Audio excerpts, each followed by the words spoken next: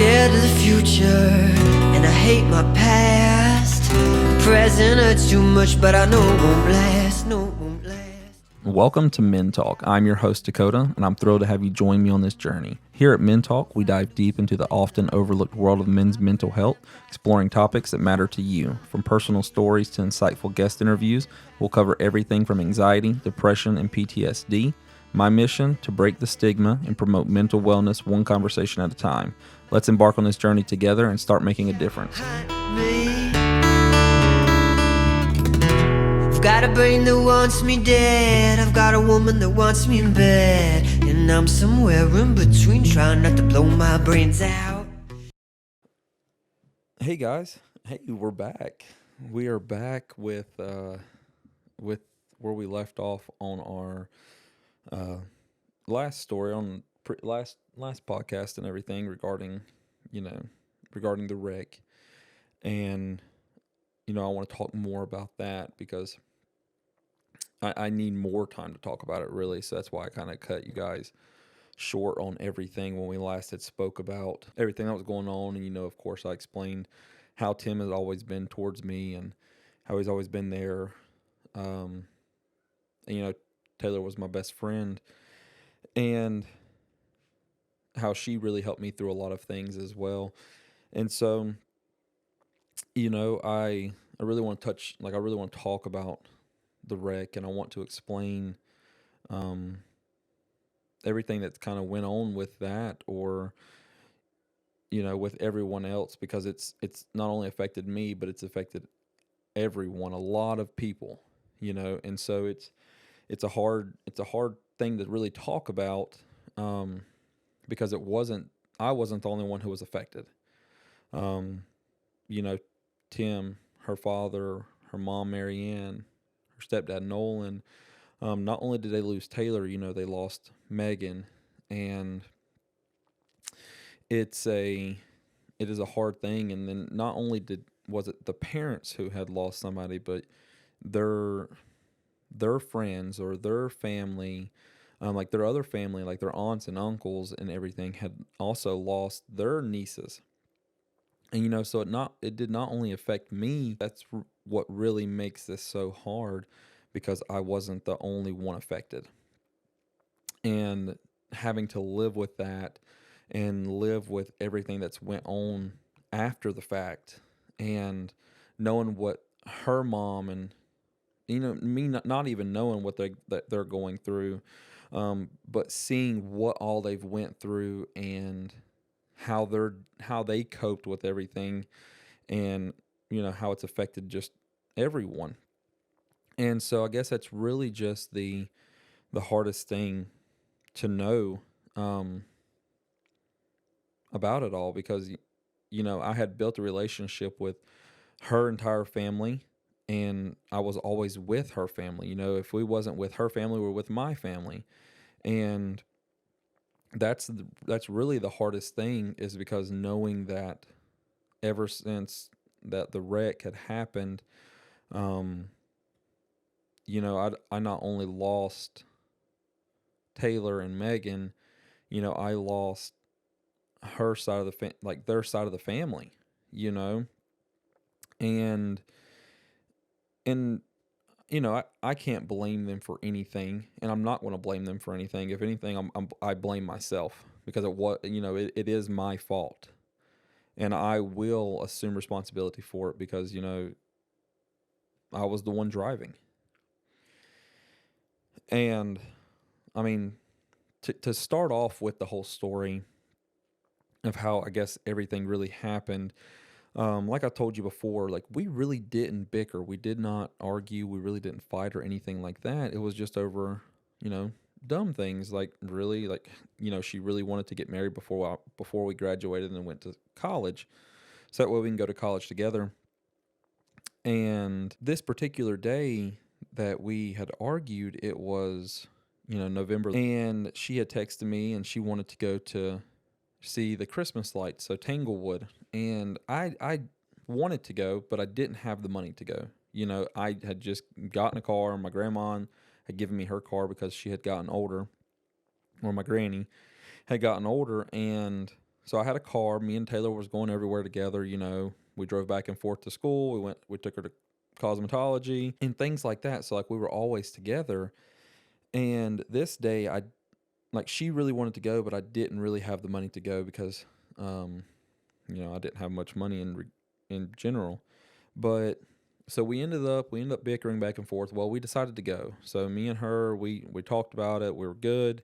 So we decided to go to Tanglewood, and it wasn't just me and Taylor. It was me, Taylor, Megan, and my brother, Brendan. And so we had decided to go down there. We left. We left. We headed down to Tanglewood and everything, and it was in the evening time, of course, because you want to see lights at nighttime. And so we went down there. We drove through, seen all the lights. Listened to Christmas songs and things like that. And we stopped at the barn, like this little barn thing that they have or whatever, and walked around that, and was having a great time. Well, we go to leave Tanglewood, and we're all trying to figure out like, hey, where we're going to eat at or where we wanted to stop at. Well, we all wanted to get McDonald's. That's what we decided on. And Taylor's favorite McDonald's was the one off of the Pilot Mountain exit. So originally we were going to stop at the one in Winston. We were like, well, never mind. She really wanted to go to the one in Pilot. So I was like, okay, let's go. We'll just go there. We'll do that. So, we're driving like normal. Everything's going good. And I remember before the wreck, we had seen over, like at the King exit or whatever, there was a bunch of like police lights and a lot of like not sirens, but really lights everywhere, like flashing lights. And I remember, everybody looking up and saying, "Oh, I wonder what's going on." And so we passed the King exit, and like right past the King exit is when my life changed forever. When everybody else's life changed forever, not just mine, like I said. But I don't know what happened. I I I really cannot remember anything. And I've been told everything. I've been called a liar on a lot of stuff. I've been um I don't know. I mean, a lot of people and a lot of people put blame on me, and I don't blame them. I don't blame anybody for anything that was said or any rumor that was started. Like when all this happened, you know, I was told that I was racing. I was told that I was on drugs. I was told that I was texting and driving. And if you knew Taylor, Taylor did not allow that. Taylor would not allow me to do anything. Because her focus was on me going to school. Her like to go to college. She was going to go to college, and that's what our goal was in life. That's what we were doing. So there was no ifs, ands, or buts on, hey, I'm doing drugs or I'm drinking and driving. I didn't even drink at this time. I didn't do any of this. I had literally stopped everything, like tobacco, anything that, a teenage boy would be doing or trying to experiment with or whatever. I didn't do any of it. Because she did not stand for it, and that's just her. And the same thing with like the whole texting and driving thing. That really wasn't a big thing because she always took my phone when I was driving. So I know I wasn't texting and driving because I didn't talk to really anybody. And I know that she took my phone from me. Every time I got in the car, she always took my phone. And so I don't really know what happened. The only thing I can recall that like remembering anything of the wreck is like bits and pieces. I only remember bits and pieces of it. I really don't. I think my brother, he struggled for the longest time trying to remember. Like he couldn't listen to Rudolph the Red-Nosed Reindeer because apparently that was playing, and I can't remember. I can't remember what song was playing. I know that we were all singing Christmas songs. I know that we were laughing and carrying on. And I know that a song was playing, but I did not know what it was. I couldn't remember it. And so, all of this happened, and he struggled with that. Like he couldn't listen to that. We didn't celebrate holidays, things like that. But I don't remember a whole lot. I remember after the wreck, like once I guess everything had happened, I remember that someone was beating on my side of the window, and it looked like they had flashlights or something like that. It looked like flashing lights. I don't know what it was. Um, but I remember that had happened. And from there, I don't know how I got my phone. I don't know how I made the phone calls that I did. I don't know how I made a phone call because I'm pretty sure I tried to call Nolan. And Nolan is Megan's dad, but Taylor's stepdad. And I think I tried to call him because I had him in my phone as Nolan, but I ended up calling one of the players on our football team. And I was told this later on because I did not really even recall it. So I don't know what had happened. Um, but I don't really remember any of that. And then going forward, um, the bits and pieces that I do remember, I know that I was sitting on a guardrail when everything had happened. I know that they had told me to sit, police officers, whoever it was, I don't remember who it was, but had told me to sit on a guardrail and stay there. So they were like watching over me. They watched over me like I was like a hawk, right?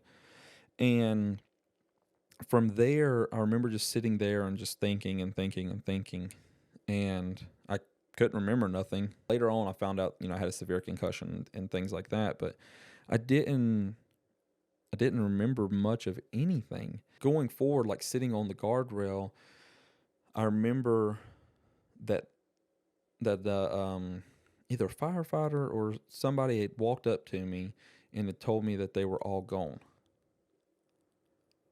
And at that moment, like everything collapsed. Everything had just like, I don't know. It felt like everything had left my body at that time. And I know that I took off running, and I had torn my ACL and like blew out my knee playing football. And I remember taking off running, and I had ran into like 6 or 7 firefighters, and I ended up slipping and falling.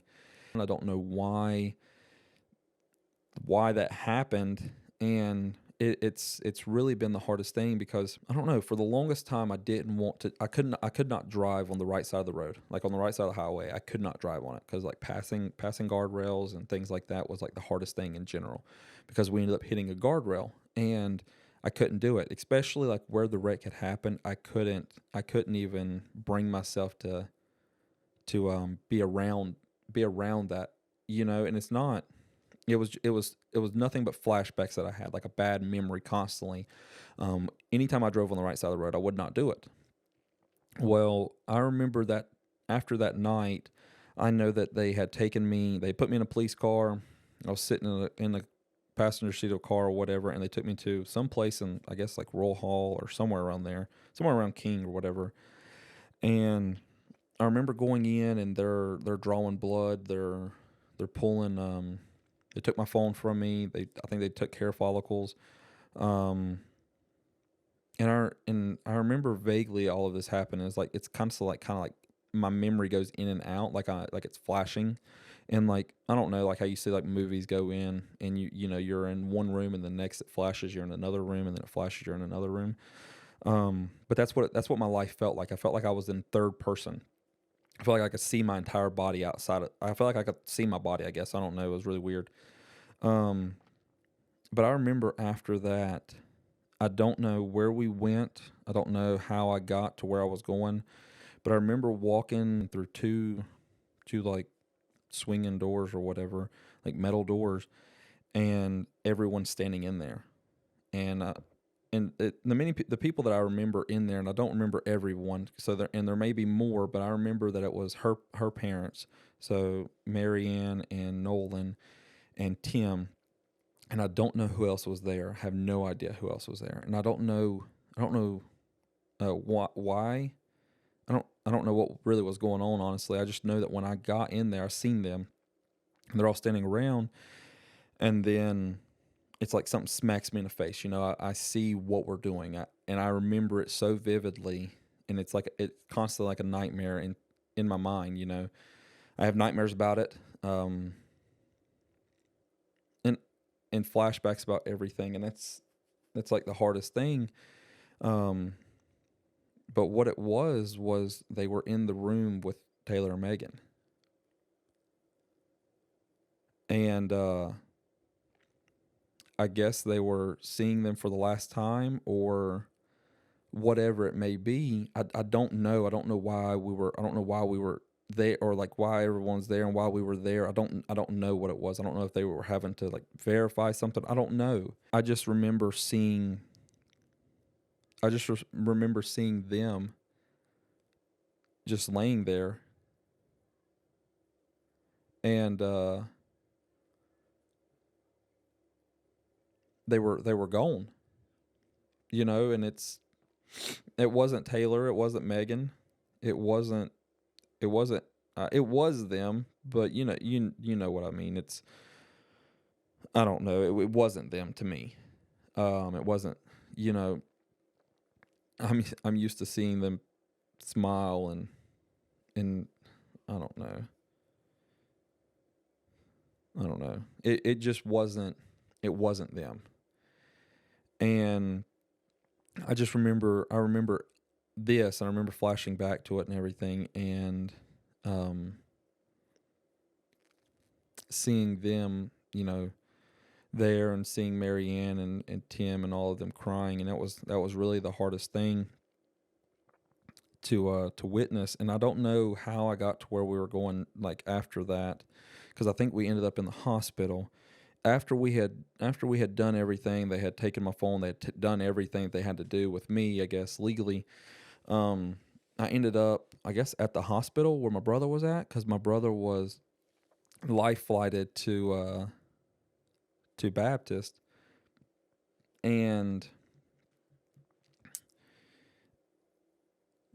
hearing what had happened, because I didn't know what was going on. I didn't know I didn't know what all they were doing. Well, to hear like what had happened, and they had to fly him from the wreck to the hospital, and he had passed away in the helicopter there, and on the table, and they were going to pronounce my brother dead. And the doctor said, just give me one more time. And that's why you see a lot of us, a lot of my family or any of us that you see that has a tattoo that says one more time, is because the doctor said, give me one more time. My brother had, I guess when he did that, he saved my brother's life, and my brother came to, and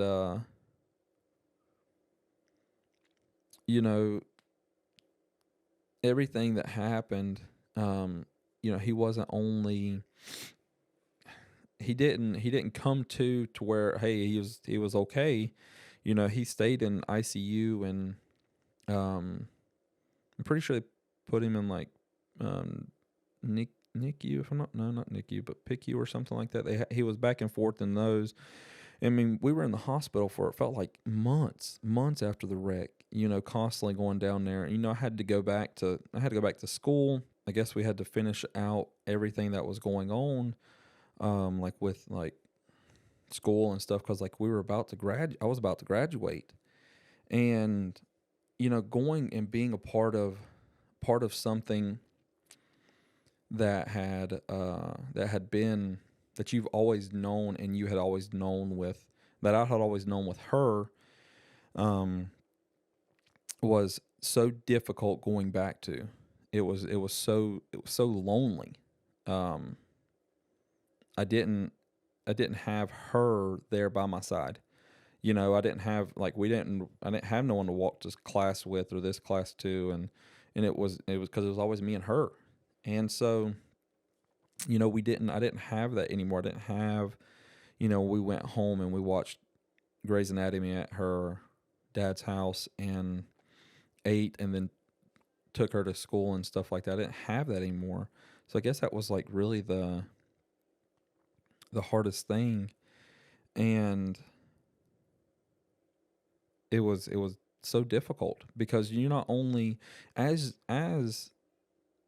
a kid, I didn't go back to school and, and everything resumed like normal, because they're not there. Megan's not at her school. Taylor's not at her school. Brennan's not at school. Brennan's in the hospital. Taylor and Megan had passed away. Everything was completely different, right? And so going back into it, um, you started hearing more and more things. Like mentioned before, that I was on drugs, that I was racing someone, that I was texting and driving, that I was drinking. I've heard every story that you could potentially think of. I've heard it all, and you know, I we lived at a place. The house that we lived in uh wasn't the same, because if we wasn't at Taylor's house, we were like Taylor's dad's house, we were at my house. And Taylor had just gotten me a dog. His name was Izzy, and that was our dog together. And nothing felt like home anymore. It felt wrong being there. So I could not live there, and I don't know why. I don't know if it was because like we spent a lot of the time at my house, a lot of time. Anything that we typically did, we were usually at my house. Um, and it didn't feel the same anymore. And so after that had happened, after the wreck had happened and everything, we went to moved out. I moved, and Tim, being the father he is and the person that he is, um, wanted me to like let me move in with him and let me live in like with him after everything that I had put this man through, put his family through and everything. He'd let me move in with him, and that was, um, I don't know. I don't know why. I to this day I don't know. I have no idea why. Um, but let me tell you, I'm so thankful that he did. I don't know if I would be here. I don't know if I'd be here if he didn't. Um, I don't know if he would be here if I didn't. And that's not saying, I'm not saying, hey, the thought that goes through your mind when something like this happens, or in general when things that happen, you start thinking about a lot of stuff that you probably shouldn't think about. And if Tim, uh, that was his only daughter,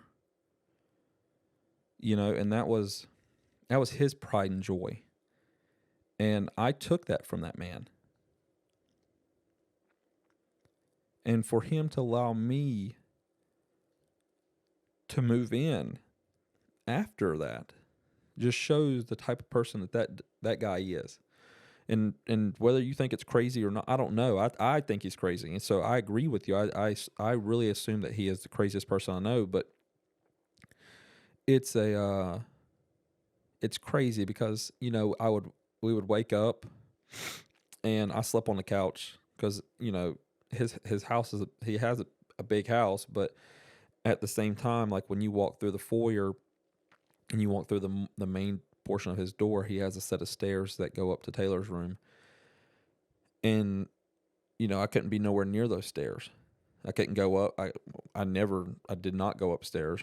Did not do that. Had no thought of even going up there. That was because that was her space, and that's literally where all of the memories of her are. And the same thing for at the house. I couldn't do it, and me and him did not do it. He got magazines because she had gotten magazines all the time, and I'm gonna tell you, this man kept a stack of these magazines for years, and they would just come in, and we put them on the steps for her.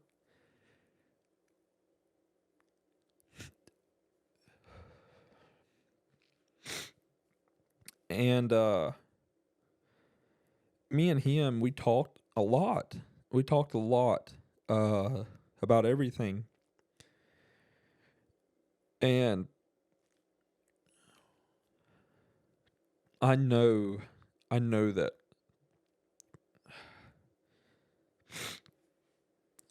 Sorry.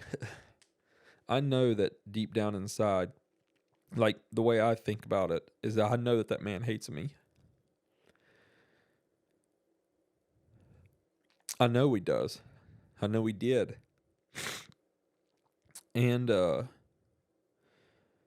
the conversations that we had and that we talked about um, was everything. I had my ACL surgery after the wreck. I had that scheduled and everything. Well, I had my ACL surgery and all of that, and my aunt takes me to get my surgery done, and I get out and everything, and it's like a day surgery or whatever, and I uh I leave there, and I back on his couch, and he's making sure that I'm fed and that I'm healthy, and that, hey, we know we gotta start working on this. So I'm going to physical therapy, and all at this time I'm living with him, and so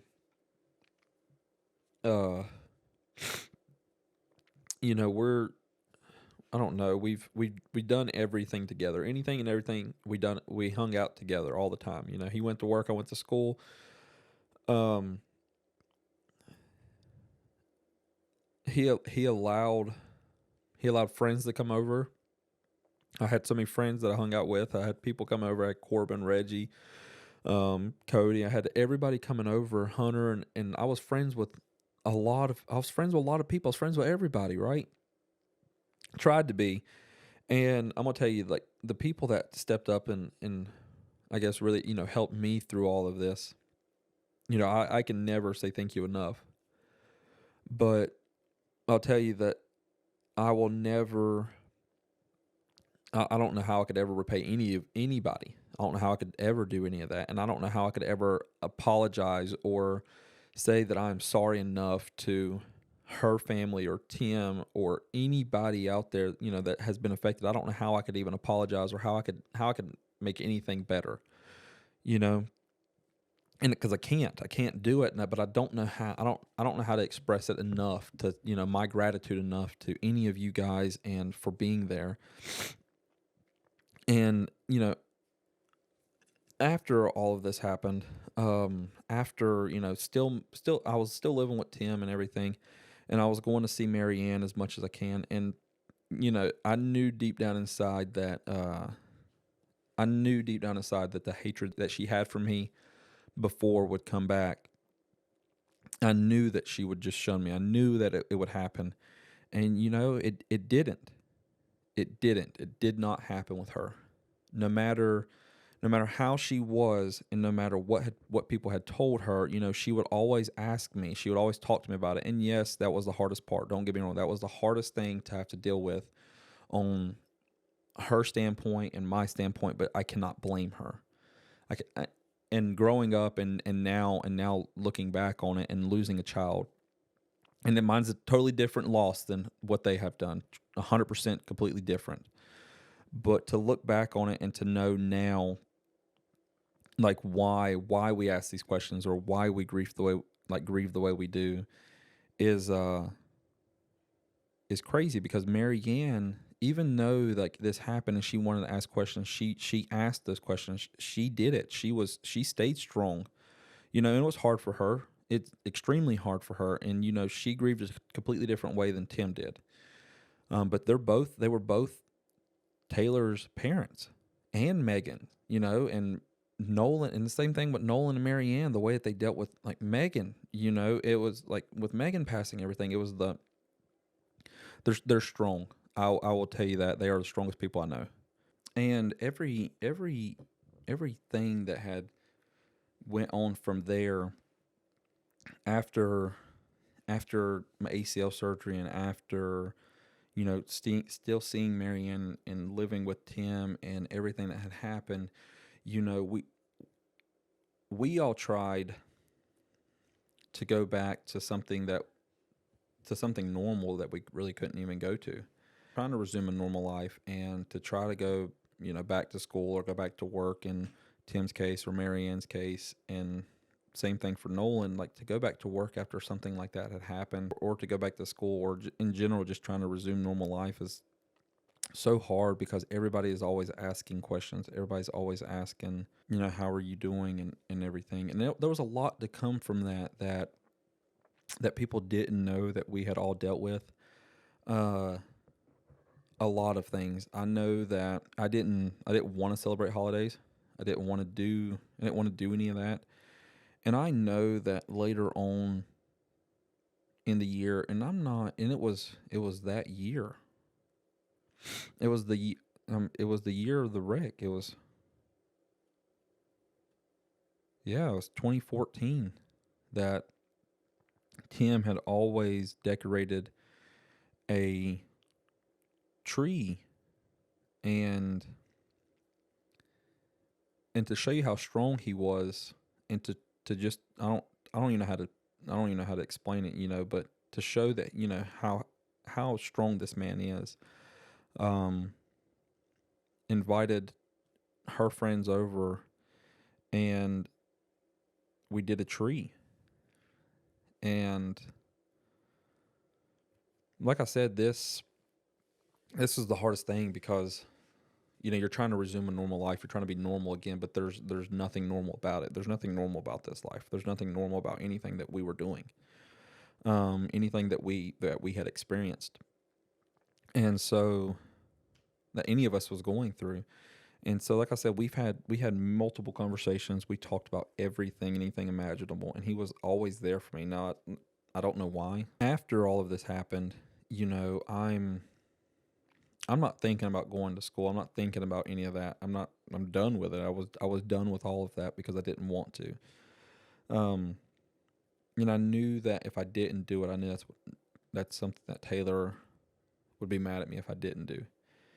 And so I decided to, I got an offer to go play for Wingate University, and I ended up going with a buddy of mine, and we ended up going down to college together, Jordan D. Hart, and that is when my life had flipped upside down even more, because not only did I lose Taylor and Megan and almost my brother, I was leaving everyone now.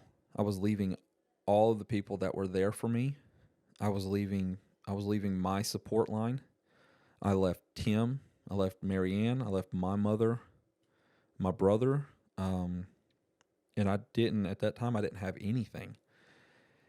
That it felt like I didn't have anything. And so I went to school, and that was the hardest thing I could have ever, I felt like I've ever done.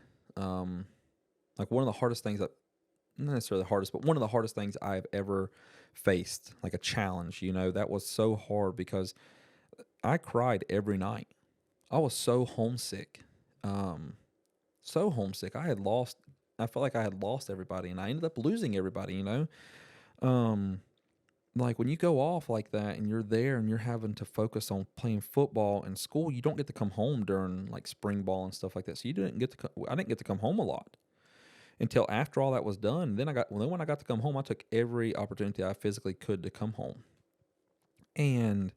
But even then you still lose because everybody's growing up, you're graduating high school. You go to you're hanging out with all these people, and like I told you, a lot of these people had stepped up, and I was friends with a lot of people, and I hung out with a lot of people. So I lost all of them.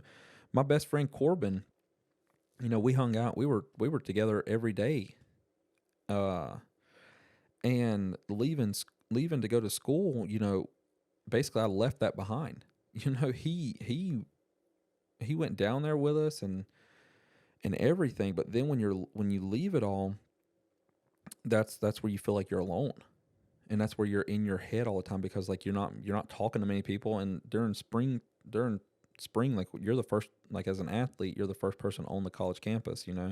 So like we hung out with other football players and hung out with Jordan and stuff like that, but it still wasn't the same, because like by the time you go to your dorm, you're there alone. And me and Jordan roomed together, but we were both struggling.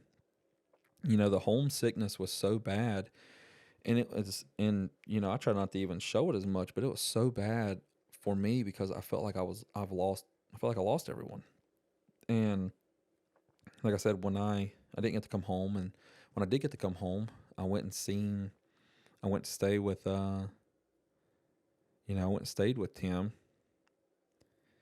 and I went and see Marianne, And then more stories just kept coming up about what had happened and more things. So it never left. But as you're trying to resume that, you're like, wait a minute, now I'm leaving everyone.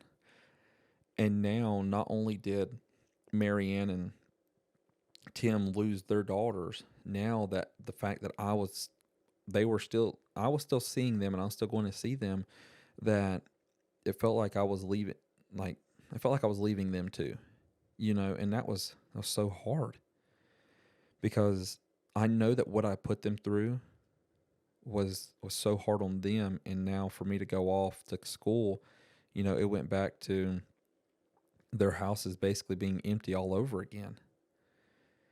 And I don't know, I don't know. I know I cried all the time. I know that I wanted to come home, and I was ready to come home. And there was many nights I was on the phone with my mom, and I was coming home. I was done with it. I was done with everything, and talked to Tim, and me and him had many conversations about it. And it's the same thing, like, hey, you have to do this. You need to do this. And man, I'm gonna tell you, that was so hard. And so I decided to stick it out. I decided to stay down there for the remainder of the semester. And so stayed down there for football, did all of that, stayed, uh, like finished with winter exams and stuff, came home for winter break, and then came back to school for the spring semester or whatever. So I finished everything. And in the time that, I'm at school, my, the dog that me and Taylor had, Izzy, that she had gotten me, my parents, or my mom and my aunt and them, were down here. Like, they were down at Wingate visiting me for, I guess, the spring game or whatever it was. They were just there to see me or whatever. And they get home, and they didn't tell me, they didn't know nothing until they got home. Well, when they finally got home, they called me later that night, and my dog had been hit. Our dog had been hit. And man, I tell you, that is when I felt like I had lost everything. And I had already lost that. And what I mean by saying that, I guess, is I had lost that final connection that I had with Taylor, that me and her had together. I had lost that. And losing that was so, losing him was so hard, because that was my baby. And I don't know, man. After that had happened, I was done. I was done in general. I had every bad thought that you could have come in your mind. I had. I decided to stick with it. I talked to Tim again. He was my support line. I called him. He was my father. He was my father figure. And he had always stepped up to answer any questions I had, because he's been through so much. He said, hey man, you got this. You got it. So I did it. I finished out the year. In the meantime, I'm coming home, and I'm able to come home now more because of school's in session now. So now you get to come home. You get to leave after workouts and stuff, and you get to come home more. And so I'm coming home, and I'm starting to realize more and more things are going wrong at home than they should be. I'm realizing that my mother's struggling way worse than what she was before. I'm realizing my brother wasn't in the right place, because at this time, my real dad had stepped back into the life, and he's just not a good person. He's not a good fit for any of them. And they all do stupid things while he's around. That's how they always done. Leaving for school, when I left, there was a lot of stuff that had went on after that had come out, and my mom was in the process of either going to jail for many, many years or not, because some stuff came to light, I guess, that she was doing to provide for us. She may or may not have been doing it. I don't know. I really don't know.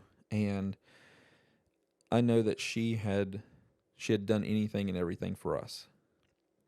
And so, knowing everything that was going on while I was at school, knowing that I was losing all of these people, that I was leaving all of them behind, and now going into school and trying to be a normal kid, and I'm meeting new people that don't know what's going on, that don't know what happened. I made a lot of friends in school, a lot of friends in college, and man, just I don't know, just even coming back, and I didn't want to come home, but I knew I had to come home. And I made that decision. I made the ultimate decision to leave school. So at the end of that year, I packed up all our stuff because you're leaving for the summer and stuff. So I grabbed everything, came home, packed it all up. I was ready. And so I left and came home, and I kept getting texts from my coach and everyone like, "Hey, you coming back? You coming back?" And no, I'm not. I'm not doing this again. I'm not.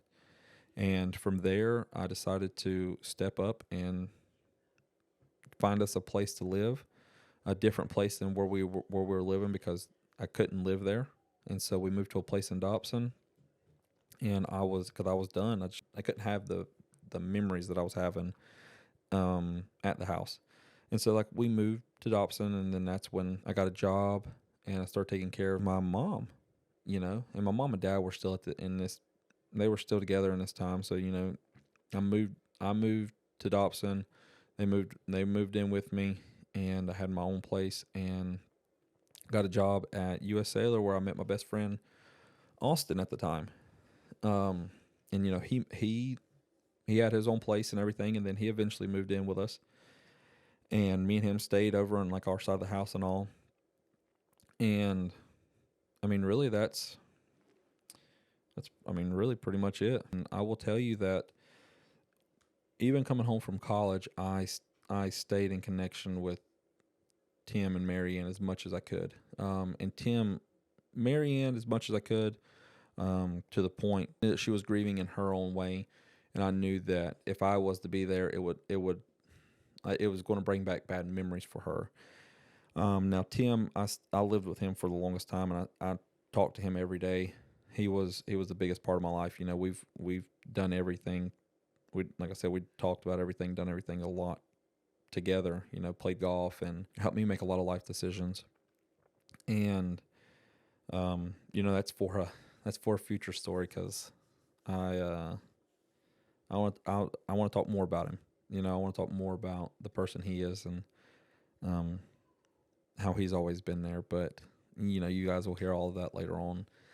And so thank you guys for listening to this one. This one's gonna be a longer video, longer podcast or whatever. But I hope you make it through it and just enjoy it. But if you do have any questions, or if you want to ask me questions, and I can try to touch base on it in any of my other podcasts, I will definitely be glad to do that, or try my best to do so. This one's taken me a while to record in general, because constantly I'm trying not to cry as much on camera, because that's kind of, I don't know. I mean, I need to obviously I need to let it all out, but I've had to record this one like 3 or 4 different times, maybe more. But like I said, if you have any questions, or if you want to ask me anything, or anything you want to talk about, or if you have something going on in your life, or even if you just want to be a part of this and you want to come on and tell your story, just reach out to me. My email is mentalkpod@gmail.com, and that's and all my handles and everything will be posted once I post all these videos and stuff. But yeah, just reach out to me. And like I said, you guys are not done hearing my story. You're not done hearing any of this. There's going to be other stories that pop up that I may not even touch base on. This is just, vaguely what I remember and what I can recall from everything. So, yeah, I hope you guys enjoy this, and you continue to listen on, and hopefully, I help someone out there. I help you to be able to help someone who may be going through the same thing, or similar things, and everything else like that. Well, I guess that's, the end of this one, guys. So like I said, if you feel like reaching out to me, just reach out to me at mentalkpod@gmail.com.